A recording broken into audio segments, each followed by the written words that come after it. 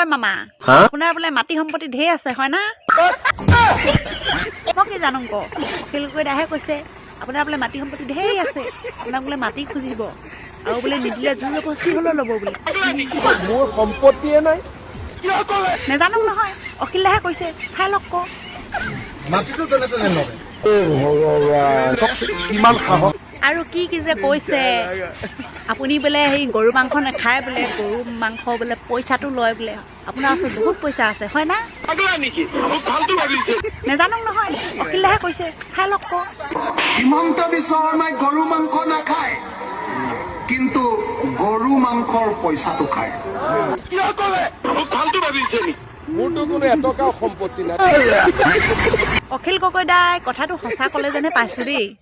অখিল গগৈয়ে যি কয় তাৰ উল্টাটো হে ওলোটাহে নি জানো দেই কাৰ খা সঁচা কাৰ খা মিছা একো ধৰিবই নোৱাৰো আপোনালোকৰ কথা হিমন্ত বিশ্ব শৰ্মাই যি কৈছে আজিলৈকে 100% সঁচা ওলাই আছে জানো দেই সঁচাই নে মিছাই নে আপুনি এতিয়া কি ক'ব অখিল দাক মাৰি ঠেং ভাঙি দিম